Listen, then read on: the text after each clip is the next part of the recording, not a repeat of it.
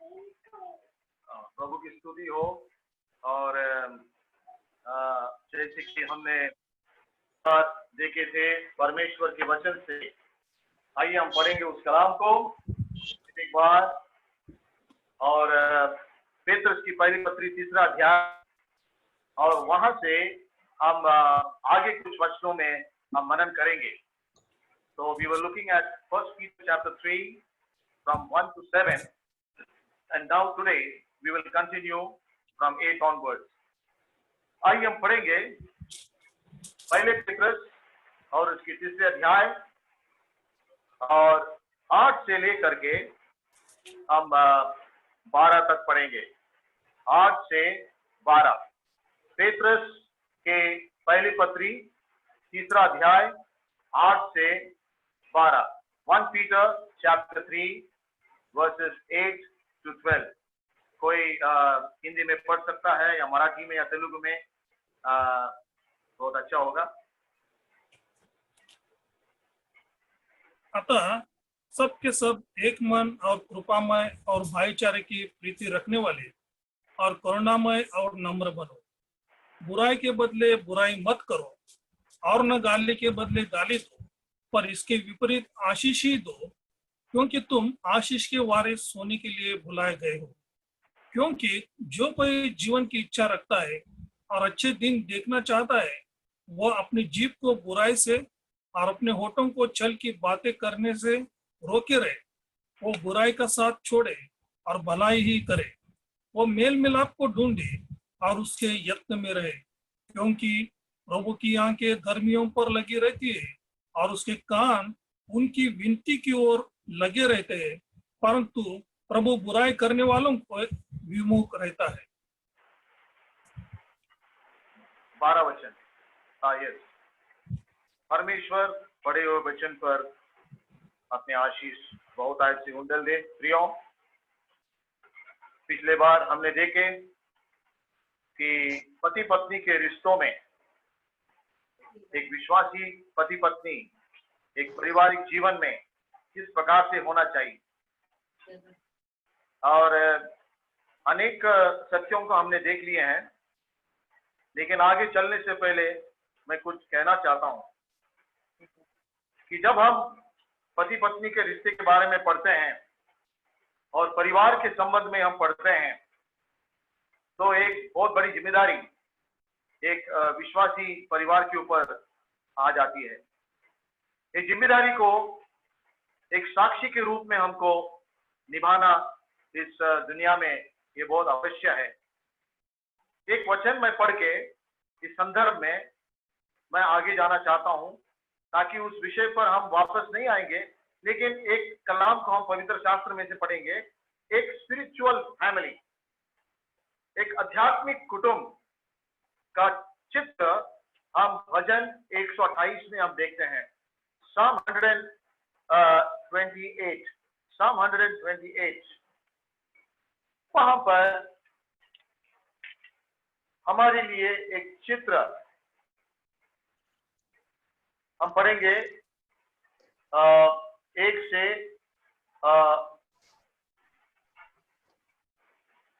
से 6 तक पढ़ेंगे। एक स्पिरिचुअल फैमिली, पति पत्नी और बच्चे अपने फैमिली लाइफ, अपने अपने स्थल जो परिवार में, जो कुटुंब में वो रहना चाहिए, यहाँ पर लिखा है। Psalm 128, कोई पढ़ेगा हिंदी में? Psalm 128, 1 to 6। जो पुरुष परमेश्वराचे भय धरतो, जो त्याच्याच मार्गाने जातो, तो धन्य। तू आपल्या श्रमाचे फळ खाशील, तू सुखी होशील, तुझे कल्याण होईल। तुझ्या माझगृहात तुझी स्त्री सफल द्राक्षवेली सारखी होईल। तुझ्या मेजासभोवती तुझे मुले जैतुनाच्या रोप्यासारखी होतील। पहा, परमेश्वराचे भय धरणाऱ्या पुरुषाला असा आशीर्वाद मिळेल। परमेश्वर सियोनातून तुला आशीर्वाद देव आणि तुझ्या आयुष्याचे सर्व दिवस यरूशलेमचे कल्याण तुझ्या दृष्टीस पडो। तुझ्या मुलांची मुले तुझ्या दृष्टीत पडोत। इस्रायलात शांती असो। प्रभु की स्तुति हो कि ये जो भजन है यहाँ पर हमने पहले 7 वचन में पेत्रस की पहली पत्री और उसके तीसरा अध्याय 1 से 7 वचन तक जो पत्नी और पति के बीच में जो रिश्ता है, जो पत्नियों का जो जिम्मेदारी है, जो पतियों का जो जिम्मेदारी है, इसके संबंध में हमने देख चुके हैं। और परमेश्वर जब उन दोनों को बच्चों के रूप में आशीष देता है, एक कुटुंब पूर्ण हो जाता है, तो उस धार्मिक कुटुंब, उस आध्यात्मिक कुटुंब, उस दैवी कुटुंब परमेश्वर किस प्रकार से देखता है। इसको बोलते हैं Psalm 128 को, it is a family portrait. हमारे घरों में हमारे फैमिलीज का जो फोटोग्राफ हम रखते हैं, है क्या नहीं? अरे ये हमारा फैमिली फोटो है, और हर साल उस फैमिली पोर्ट्रेट को हम बदलते हैं, क्योंकि चित्र बदलता है। तो यहाँ पर एक दैवी कुटुंब, एक गॉडली फैमिली के बारे में ये पोर्ट्रेट हमेशा लगा रहता है, इसमें कोई बदलाव नहीं है। ये भजन को लिखा हुआ कई हजारों साल पहले लिखा हुआ है, लेकिन आज भी इस भजन में गॉडली फैमिली का जो प्रतिरूप हम देखते हैं। एक गॉडली फैमिली का जो मस्तक, जो सर है, head of a godly family is a godly man. तो हम पेत्रस की पहली पत्री और वचन 7 में एक पति अपनी पत्नी से किस प्रकार से रहना चाहिए, वैसे ही पतियों तुम भी बुद्धिमानी से पत्नियों के साथ जीवन निर्वाह करो, और स्त्री का निर्बल पात्र जानकर उसका आदर करो, यह समझकर कि हम दोनों जीवन के वरदान के वारिस है, जिससे तुम्हारी प्रार्थनाएं रुक न जाए। एक धार्मिक, एक दैवी, एक आध्यात्मिक पति का यहाँ पर एक मूल्यवान ऐसा एक जिम्मेदारी, एक प्रेशियस रिस्पॉन्सिबिलिटी अपने पत्नी की ओर दिया गया है। अगर हम इसमें विफल हो जाते हैं तो हमारे घरों में आशीष प्राप्त नहीं होगा। सबसे बड़ी जिम्मेदारी एक पति के ऊपर है, और वो न केवल पति है, लेकिन वो एक पिता भी है। एक पति भी है, एक पिता भी है, और अपने पत्नी के साथ किस तरह वो रहना चाहिए हमने पिछले बार देखे हैं, और हम आखिर में देखे हैं, जिससे तुम्हारी प्रार्थनाएं रुक न जाए। एक स्पिरिचुअल फैमिली, आध्यात्मिक कुटुंब में प्रार्थना का एक बहुत बड़ा मूल्य स्थान दिया जाता है। एक परिवार, मसीह परिवार का घर प्रार्थना का मंदिर होना जरूरी है। वहां पर से जो प्रार्थना होता है, वो प्रार्थना स्वर्ग में अनुग्रह के सिंहासन के सामने वो प्रार्थना चढ़ जाता है, उठाया जाता है। परमेश्वर देखता है हर परिवार में पति और पत्नी के बीच में जो प्रार्थना का जीवन को देखता है। उस प्रार्थना का जवाब जरूर मिलता है जब पति पत्नी अपने जिम्मेदारियों को वचन के अनुसार निभाते हैं। जब पति अपनी जिम्मेदारी को निभाता है तो उसका प्रार्थना परमेश्वर सुनता है। कई बार हमारे प्रार्थना का जवाब मिलता नहीं प्रियो, ये पत्नी की गलती नहीं है, ये पतियों का गलती है। ये सोच लेना जरूरी है। एक पति अपने घर को प्रार्थना में आगे ले चलता है, अगर वही अपनी जिम्मेदारी ठीक से निभाता नहीं तो ये प्रार्थना के लिए एक दिक्कत की बात हो जाती है। और हम देखते हैं कि इसके वजह से आशीष आने से रुकावट पैदा हो जाता है हमारे मसीह घरों में। तो इसलिए पति को बहुत संभाल के अपने पत्नी के साथ रहना जरूरी है, आदर सम्मान देना जरूरी है, उसका देखभाल करना जरूरी है, उसके आत्मिक पालन पोषण करना जरूरी है। और जीवन के जो विराट है, जो आशीष, उसमें भागीदार बन गए हैं और उस खुशी में रहना जरूरी है। A godly family should live in the joy of spiritual blessing। एक दैवी आत्मिक परिवार आध्यात्मिक आशीषों के आनंद में रहना जरूरी है। आज हम परिवारों में आनंद देखते नहीं हैं प्रियो, अशांत माहौल है क्योंकि उस परिवार में प्रार्थना नहीं है क्योंकि उधर एकजुट नहीं है पति पत्नी के बीच में।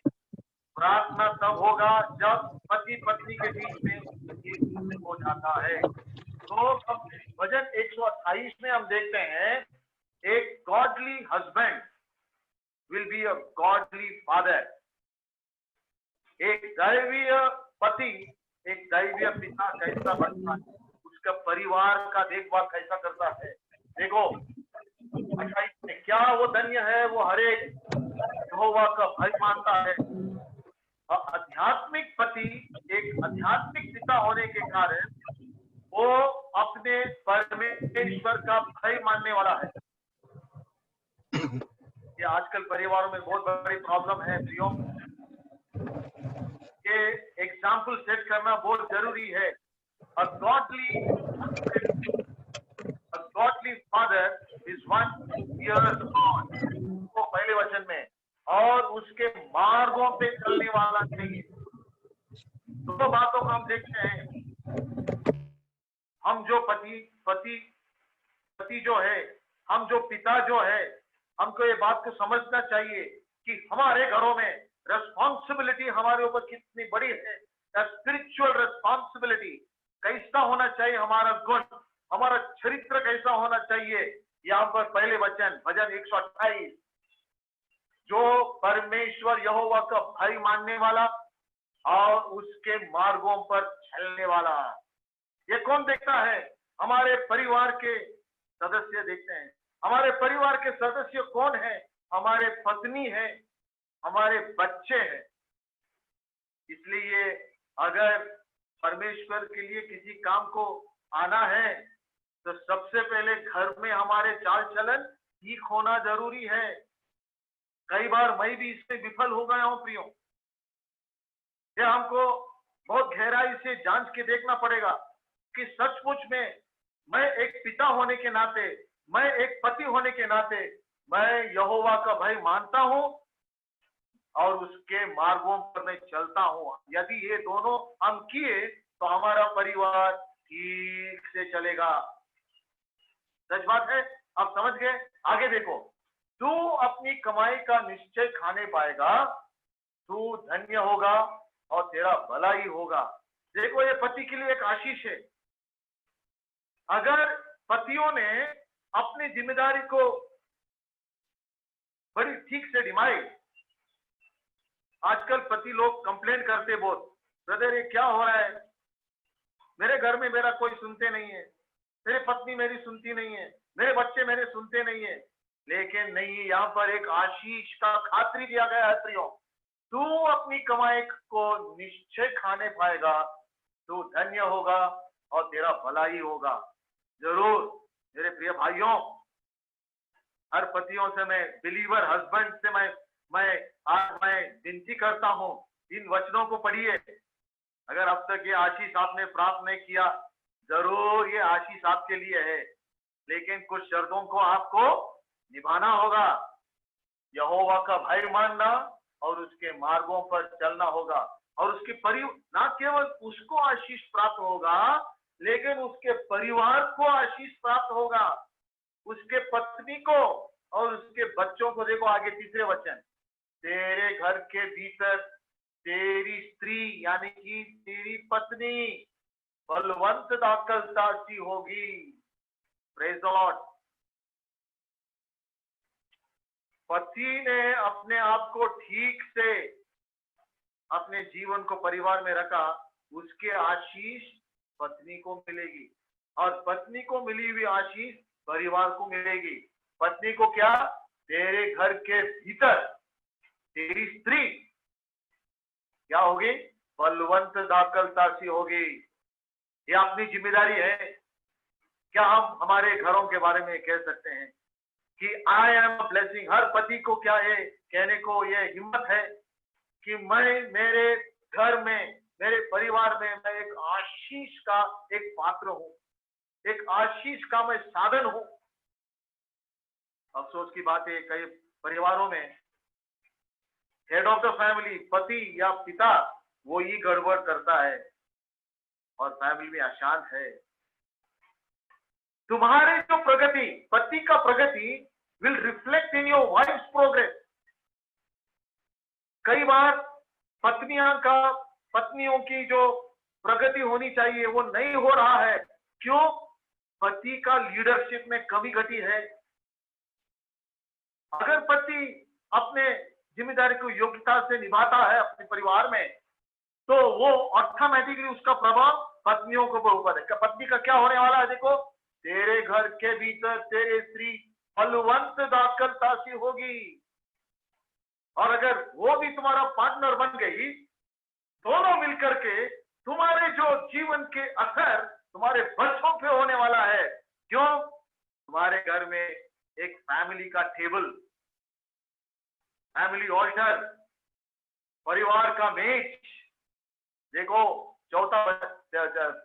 तीसरा वचन में, तेरी मेज के चारों ओर पतियों और पिताओं को, और एक यहाँ पर सूचना है और एक शिक्षण है। क्या हम हमारे घरों में मेज रखे हैं, फैमिली टेबल? मैं बोल रहा हूं नहीं, वो टेबल है।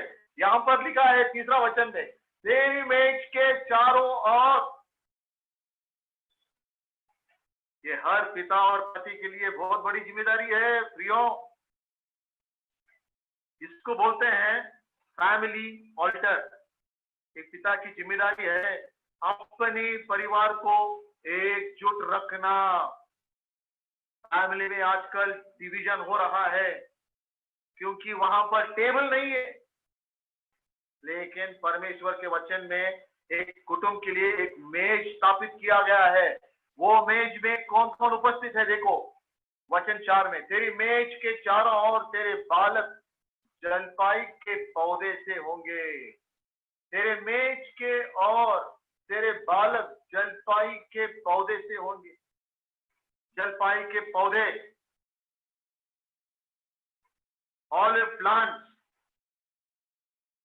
बच्चों के प्रति जो जिम्मेदारी एक पिता की ऊपर है, मेज में बुलाना बोलो तो आत्मिक चीजों में उनको आकर्षण करना, प्रभु की तरफ खींचना, प्रभु के वचन की तरफ खींचना, प्रार्थना की तरफ खींचना और उद्धार की तरफ खींचना, आध्यात्मिक आशीषों की तरफ खींचना।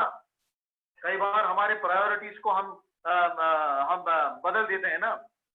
हम बच्चों को इस संसार में आगे कैसा बढ़ना, उसके बारे में हम एनकरेज करते हैं।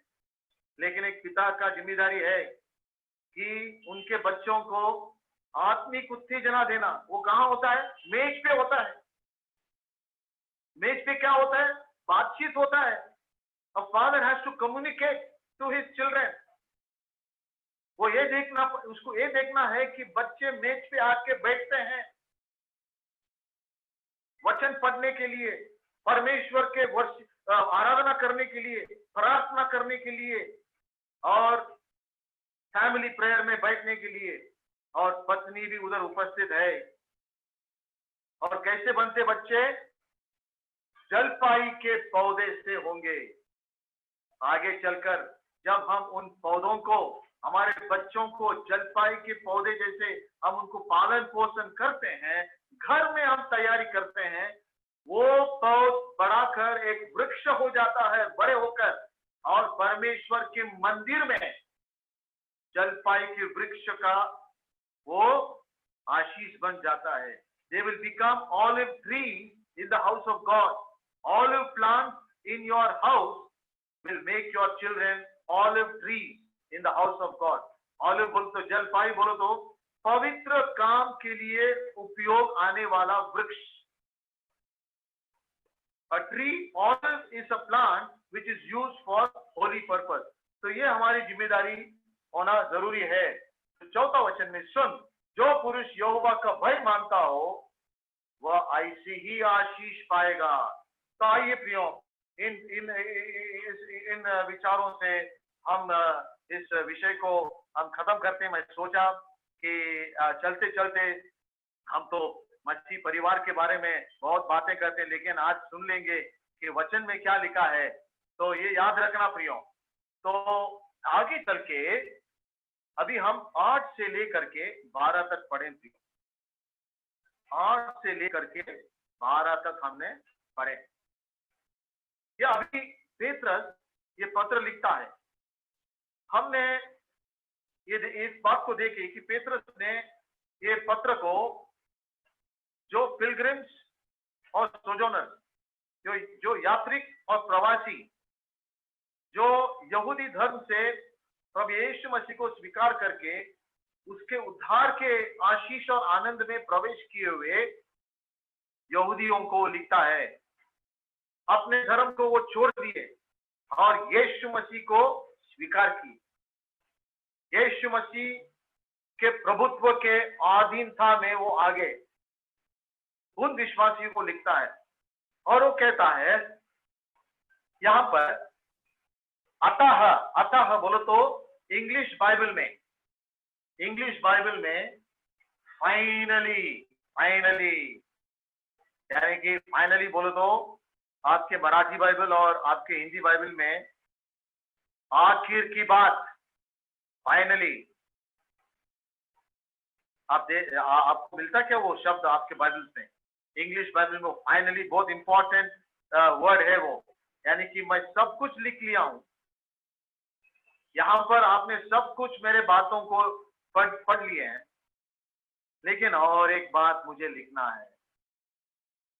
Praise the Lord. पेत्रस क्या कहता है मालूम है क्या? बहुत कुछ मैं लिखा आपको, बहुत कुछ लिखा, फलाना बातों के बारे में, विषयों के बारे में मैं लिखा, बहुत जिम्मेदारियों के बारे में, अनेक प्रकार के सिद्धांतों के बारे में, अनेक शिक्षण, संबंधों के बारे में, रिश्तों के बारे में, रिलेशनशिप के बारे में सब लिखा। लेकिन एक बात बाकी है। पेत्रस बहुत, उसका मेमोरी बहुत अच्छा है। वो कहता है कि मुझे और एक बात लिखना है। ये नहीं समझना कि विषय खत्म हुआ। बहुत कुछ हमने सुने हैं, बहुत कुछ हमने पढ़े हैं। कभी मैं सोचता हूं मुझे सब समझ में आया, सब कुछ प्राप्त हो गया। लेकिन और एक बात है, परमेश्वर बोलता है वो आखिर बात को सुन लो। Praise the Lord. एक और बात है, बाकी है। अभी पिक्चर खत्म नहीं हुआ है, और एक मुद्दा बाकी है, बहुत इंपॉर्टेंट है। तो इंग्लिश बाइबल में, आपकी इंग्लिश बाइबल में वो मुद्दा वहां पर लिखता है। वो कौन सा है ये समझना जरूरी है। एक कॉन्टेक्स्ट में आप ये पढ़ोगे। अभी आप सब ये बाइबल स्टडी में पिछले 3 थर्सडेज को आप उपस्थित हुए। मुख्य विषय क्या है? रिलेशनशिप,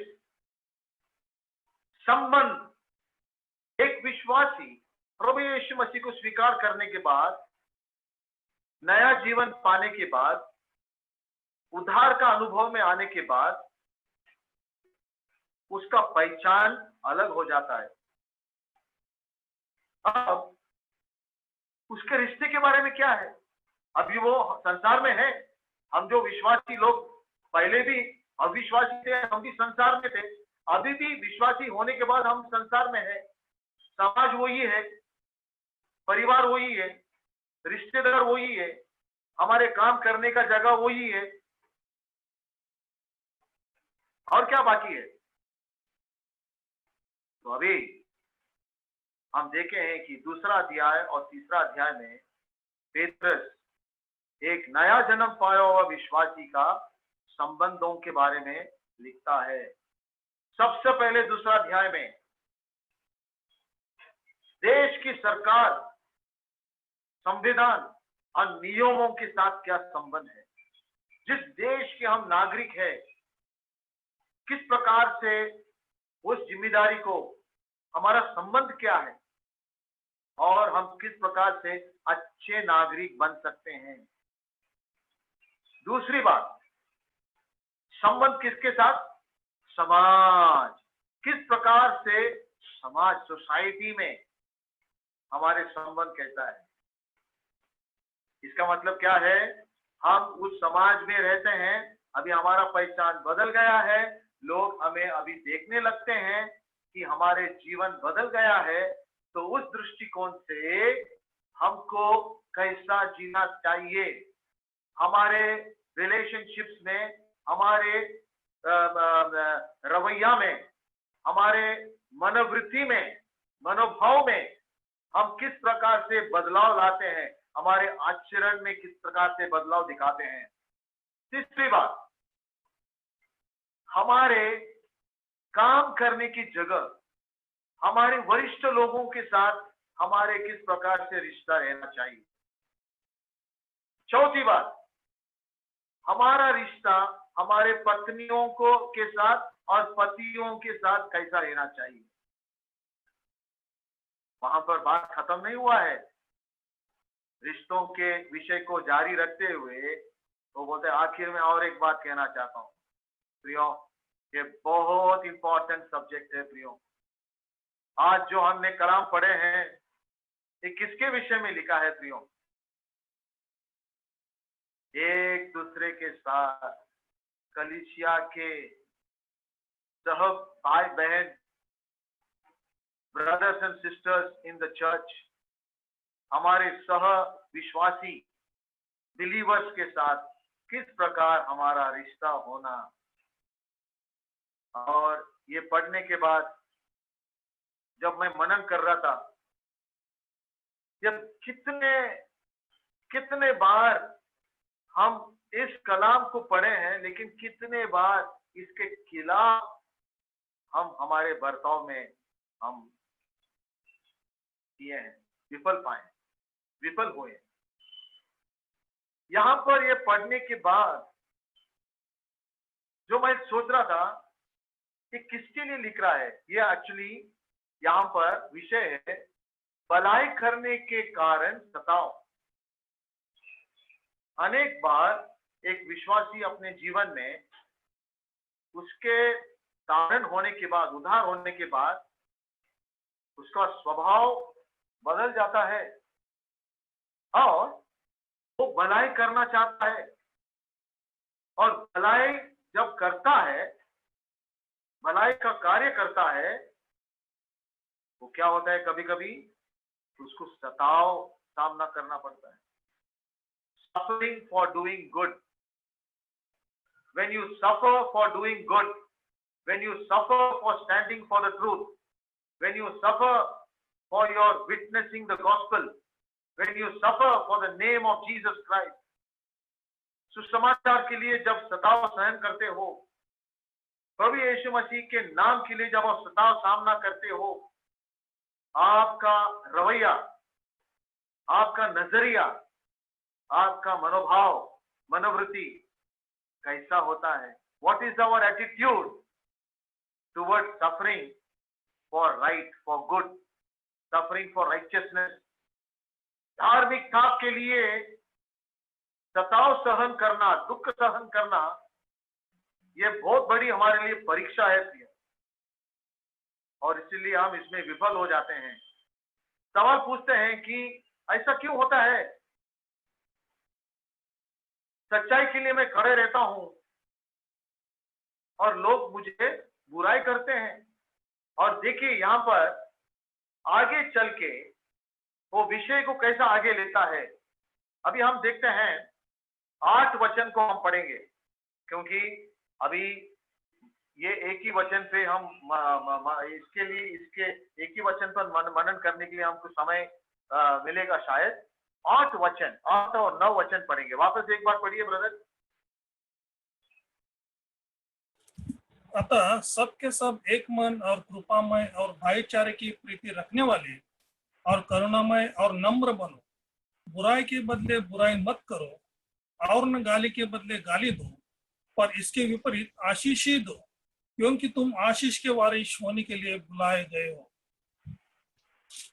प्रभु की स्तुति हो, प्रभु की स्तुति हो। कितने कितने सुंदर वचन है। एक मसीही एक विश्वासी भाई हो या बहन हो, एक एक दूसरे के प्रति एक बहुत बड़ी जिम्मेदारी है। पेत्रस वो कहता है आखिर में, यानी कि ये उसके पत्र का आखिर नहीं है, लेकिन उसके सोच यहाँ पर जो लिख रहा है, अलग अलग क्षेत्रों में तुम्हारे संबंध कैसा होना चाहिए, यहाँ पर एक दूसरे के साथ। तो मैं सोच रहा था ये क्या एक विश्वासी जब ये दुनिया में रहता है, बिलीवर अनबिलीवर, तो ये दुनिया बहुत बुरी है और अविश्वासी बहुत दुष्ट है। तो कभी कभी बोलते हैं ना, ब्रदर बहुत तंग करते हैं ये अविश्वासी लोग। मैं बोलता हूँ ये अविश्वासी के लिए नहीं, ये विश्वासी के लिए। क्यों? वचन 8 को पढ़ो, आपको मतलब समझ में आएगा। अभी आखिर में सबके सब बोलो तो क्या प्रियो, कौन है सबके सब? बोलो। आखिर में सबके सब, इसका मतलब है वो विश्वासियों को लिखता है, ये विश्वासियों को लिखता है। वो क्या कहता है? अभी मैं कलीसिया को लिखता हूं, तुम लोग अभी एक कुटुंब में आ गए हो, अलग कुटुंब में, अभी मैं आप लोगों को लिखता हूं। सब के सब, इंग्लिश बाइबल में finally be ye all, Marathi में शेवटी हे तुम्ही सर्वांना मी लिहितो, सर्वांना। इधर ये कौन है? सबके सब कौन है? इसमें अविश्वासी नहीं है, इसमें कौन है? बोलो। विश्वासी है सब लोग। बरोबर है? बरोबर है? पॉइंट आ गया? अभी पढ़ो। अभी हम सब असेंबली के फेलोशिप में है। अभी लॉकडाउन हुआ तो भी हम हमारे हर एक रेस्पेक्टिव लोकल असेंबलीज में फेलोशिप में है, और हम में से कुछ लोग 50 साल मंडली में है, कुछ लोग 40 साल मंडली में है, कुछ लोग 30 साल, 20 साल, कुछ लोग 10 साल, अभी कुछ लोग 5 साल भी। तो हमको मालूम है कि मंडली का फेलोशिप कैसा है। आपकी बात समझ में आया? इसका मतलब यह है कि पत्रस उस कलीसिया को लिखता है जहां पर विश्वासी लोग हैं, और वहां पर ज्यादातर यहूदी धर्म में से परिवर्तन उद्धार पाके शामिल हुए लोग, उनमें से अन्य जाति के भी लोग थे, अलग अलग पंथों से लोग आए हुए थे। मंडली में अलग अलग पार्श्वभूमि से आए हुए, तारण पाए हुए विश्वासी लोग थे। और शायद बोलता हूं, पत्रस देखा होगा कि यहाँ पर कुछ प्रॉब्लम है। क्या लिखता है? सबके सब एक मन, एक मन। यदि आप 8 वचन से आखिर तक 18, यानी कि 8 वचन से 18 तक अगर पढ़ोगे तो यहाँ पर 4 मुद्दे हमको प्राप्त होगा। लिख लो आप, क्योंकि आगे चल के इसका स्टडी करने का है। एक विश्वासी सताव या सहन, विरोध का सहन, कभी कभी लोग दुख पहुंचाते उसको, उसका सहन जब करता है, उसके नजरिया, उसके रवैया, उसके मनोवृत्ति किस प्रकार होना चाहिए, उसके प्रतिक्रिया किस प्रकार होना चाहिए, जबकि वो मंडली में सह विश्वासियों से इस प्रकार के उसको दुख मिलता है। प्रियो, ये संसार का दुख नहीं है, ये संसारिक लोगों का दुख नहीं है, ये अनबिलीवर्स का दुख नहीं है। हाँ, वो भी इसमें शामिल है, वो सब्जेक्ट में आएंगे। लेकिन ये बात जो कहता है यहाँ पर, सबके सब एक मन, सबके सब, यानी कि he is addressing this to the believers. और हम देखते हैं 4 मुद्दों को देखते हैं, पूरा 8 वचन से लेकर के 18 वचन तक, 8 वचन से 18 वचन तक 4 मुद्दों को हम देखते हैं। आप लिख लीजिए सब्जेक्ट्स को और घर में जाके पढ़ सकते हैं आप, कैसा स्टेप बाय स्टेप वो एक्सप्लेन करता है मंडली में पॉसिबल, यानी कि संभावना क्या है, किस प्रकार से तकलीफ निर्माण हो सकती है। और एक विश्वासी ना केवल सावधानी से देखना चाहिए, ना केवल अवलोकन करना चाहिए, लेकिन इसका सामना और सहन कैसा करना चाहिए, उसके रवैया, उसके नजरिया, उसके मनोवृत्ति कैसा होना चाहिए। यहां पर लिखा हुआ सिद्धांतों को, शिक्षणों को, मुद्दों को हम ठीक तरह से हम समझ पाए तो हमारे मंडलियों में बहुत बड़ा फर्क पड़ेगा। ये किसके लिए लिखा है देखो ना, तो सबके सब वहां पर रुक जाओ, बस आगे चलने का ही नहीं। और आगे चल के 4 मुद्दों को बोलता हूं। 1 is unity in the assembly, लिखो यूनिटी। यूनिटी हमको देखना है कि ये ऐक्यता क्या है। यूनिटी ये बहुत बड़ी बात है प्रियो। परमेश्वर ने जो हमको एकजुट किया है, आज हम देखते हैं कि शैतान कितना प्रयास करता है उस ऐक्यता को तोड़ने के लिए। Praise the Lord. बात समझ में आया? एक मन होना बोलो तो यूनिटी, उसके ऊपर थोड़ा मनन करेंगे हम। वो एक सब्जेक्ट हो गया। अभी आगे चल के उसके बाद यूनिटी के बाद charity. Charity, the love of Christ, मसीह का प्यार। सबसे पहला मुद्दा क्या है? यूनिटी, ऐक्यता।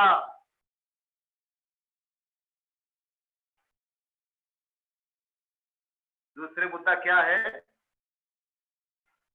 चैरिटी। चैरिटी यानी कि प्यार। हम एक दूसरे को कैसा प्यार करते हैं, कि प्यार कैसा करना, एक प्यार का रिश्ता कैसा होता है मंडली में। तीसरी बात हम देखते हैं ह्यूमिलिटी, विनम्रता।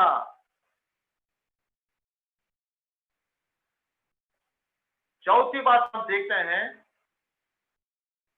रिस्पॉन्सिबिलिटी, जिम्मेदारी। पांचवी बात हम देखते हैं प्रभु यीशु मसीह का अथॉरिटी। कितना मुद्दा मिला आपको? 5 मुद्दा मिला क्या नहीं? लिख लो अभी, वापस एक बार मैं बोलूंगा अंग्रेजी में और हिंदी में। सबसे पहला, मंडली में अगर हमको आशीष पाना है, स्थानिक मंडली में हर विश्वासी का एक बहुत बड़ी जिम्मेदारी है। हमारा मैसेज के ऊपर नहीं है, हमारा पब्लिक मिनिस्ट्री के ऊपर नहीं है, हमारा बड़े बड़े बातों का, बड़े बड़े बाइबल स्टडी के ऊपर नहीं है प्रियो। ये तुम और मैं साथ मिलकर के मंडली का यूनिटी की तरफ हमको देखना जरूरी है। बड़े बड़े पुलपिट में मंच में जाकर बड़ा संदेश दिया, काम हो गया, ऐसा नहीं होता है। स्थानिक कलीसिया का स्थापना और उसके प्रगति कैसा होता है? ऐक्यता से होता है। प्रभु यीशु मसीह ने कहा, मैं मंडली के पाया हूं, नींव हूं। अधोलोक का फाटक मेरे कलीसिया को तोड़ नहीं सकता है। मैं मेरी कलीसिया को बांधूंगा। क्या आपके स्थानिक कलीसिया और मेरे स्थानिक कलीसिया में जब हम फेलोशिप में है, अगर हमारा नींव प्रभु यीशु मसीह है, वहां पर यूनिटी रहेगा। यूनिटी बनाने वाला पवित्र आत्मा कौन? पवित्र आत्मा ने कहा है, मैं बांध के रखूंगा, लेकिन पवित्र आत्मा और प्रभु यीशु मसीह का एक कोऑपरेशन है। प्रभु यीशु मसीह कहता है, जहां 2 या 3 मेरे नाम में इकट्ठा होते हैं, उनके बीच में मैं हूं। यूनिटी वहां होता है जहां हर विश्वासी भाई बहन खुद को नहीं देखता, खुद का फायदा नहीं देखता। जो व्यक्ति, जो परमेश्वर प्रभु हमारे बीच में है, प्रभु यीशु मसीह, उसके तरफ देखता, उसके मान महिमा करता है। जैसे कि यूहन्ना बपतिस्मा देने वाले ने कहा, तुम बड़े और मैं घटे। आज ये बहुत कलीसियाओं में यही प्रॉब्लम हो रहा है प्रियो। शैतान कोशिश कर रहा है यूनिटी ब्रेक करने को, लेकिन यहाँ पर देखते हैं, वचन पढ़ो अभी, 8 वचन, सब के सब एक मन, एक मन। इंग्लिश में लिखा है, finally be all of one mind, be all of one mind. दूसरा क्या है? चैरिटी। जब हम स्थानिक कलीसिया में रहते हैं, हम एक दूसरे से प्यार करते हैं। क्यों? परमेश्वर हमको उसके पुत्र कन्या बना दिया है। पहले 3 और 1, behold what manner of love the Father has bestowed upon us that we should be called the sons of God। यानी कि पिता परमेश्वर ने एक पिता का प्यार अपने बच्चों से करके हमको बच्चे बना दिया। लेकिन बच्चे लोग क्या करते?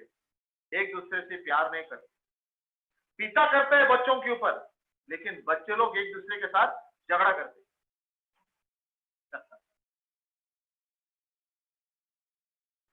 पिता का प्यार, प्रभु यीशु मसीह का प्यार, यही ताकत है जो हमको बांध के रखता है। चैरिटी, चैरिटी का इंग्लिश में लव और उसका मीनिंग है हिंदी में प्यार। प्यार, चैरिटी, ना केवल शब्दों से नहीं, लेकिन आचरण से और हमारे कृति से, हमारे कार्यों से दिखाना मसीह का प्यार कैसा। यहां पर लिखा है, इन वचनों से हम स्टडी करने वाले हैं। यूनिटी सबसे पहला, उसके बाद चैरिटी, तीसरा है विनम्रता, ह्यूमिलिटी। ह्यूमिलिटी बोलो तो क्या? सिर्फ मुंडी नीचे करने का, नीचे करने का वो ह्यूमिलिटी नहीं है। अरे दिल में दम होना चाहिए मेरा भाई को बोलने के लिए कि तू मेरे से अच्छा है, तू मेरे से अच्छा है, तू मेरे से पहला है, तू पहला मैं आखिर। इसको बोलते हैं ह्यूमिलिटी। अगर मैं बोलने लगा कि मैं पहला, मैं ऊंचा, मैं ज्यादा, मैं ये, और तू मेरे बाद आ जा, नहीं। आजकल लोग सेवकाई में भी नंबर 1 होना चाहते हैं। ये बहुत दुख की बात है। मुझे किधर स्थान मिलेगा, मुझे किधर मंच मिलेगा, ये ह्यूमिलिटी नहीं है। ठीक है भाई, आप पहला, आप जाओ पहला, मैं लास्ट, मैं आखिर। मेरा नंबर नहीं लगा तो भी चलेगा, कभी ना कभी लग जाएगा, तुम जाओ आगे। इसको बोलते हैं ह्यूमिलिटी। बोलने में बहुत इजी है भाई, करके देखो, लेकिन जो करता है वो धन्य है, वो धन्य है। मैं देखता हूं मेरे अनुभव मैंने देखा हूं, प्रभु के डर से मैं कहता हूं, प्रभु मेरे जीवन में भी कार्य किया है बहुत गहराई की। हर एक के जीवन में एक बहुत बड़ी कमजोरी है, ह्यूमिलिटी।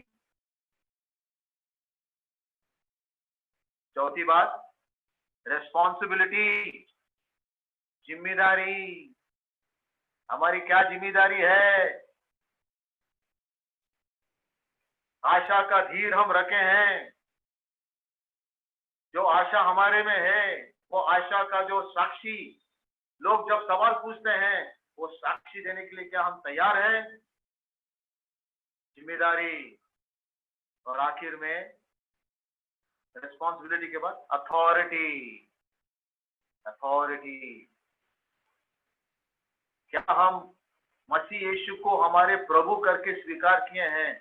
उसके प्रभुत्व के अधीन स्वाधीन हम हो गए क्या? इन वचनों में हम पढ़ेंगे वो प्रियो, इन सारे बातों को हमको देखना है। अभी स्टडी शुरू हो गया है, आगे चल के हमको बहुत बहुत कुछ देखना है। हम जल्दीबाजी नहीं करेंगे, धीरे से हम पढ़ेंगे, क्योंकि इसमें से बहुत सच्चाई हमको निकलना है। और आजकल इन दिनों में, महामारी के दिनों में, हम कलीसिया के नाते हम नहीं इकट्ठा हो रहे हैं, फिर भी प्रभु की महिमा के लिए हमारा कलीसिया का एकजुट हमको इस दुनिया को दिखाना है कि हम वचन के अनुसार हम जी सकते हैं। ये तब होता है जब हम हमारे गलतियों को सुधारते हैं।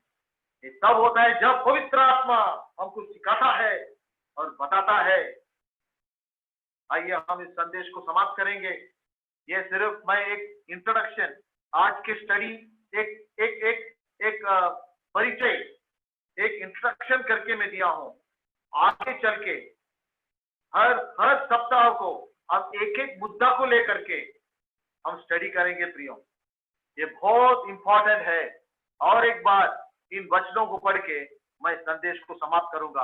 आप घर को जा करके घर में आप इन वचनों के पूरा अध्याय को पढ़ने के बाद मैंने जो पॉइंट्स आपको दिया, ये आपको ठीक समझ में आएगा कि भाई ये क्या बात है, ये क्या बात है।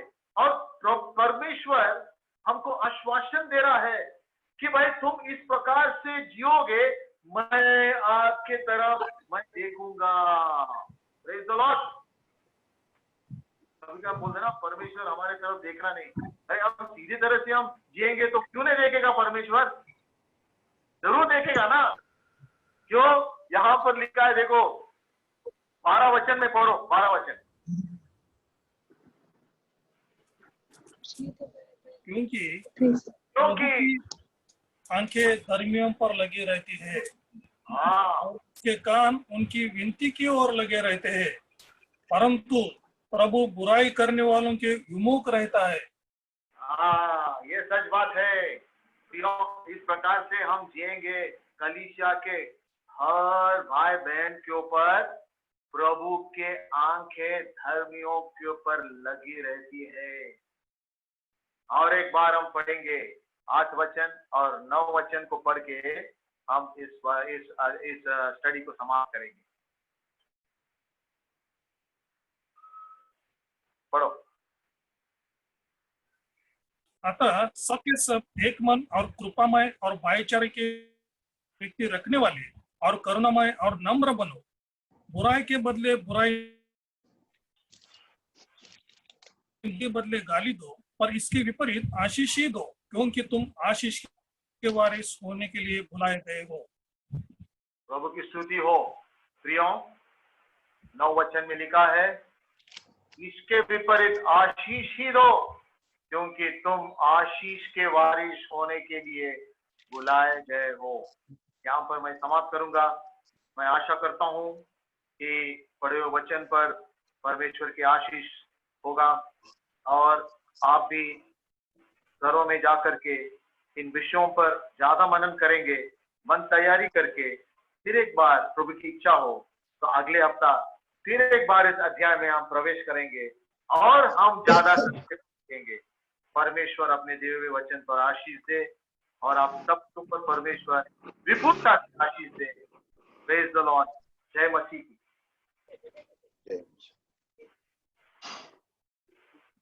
परमेश्वर की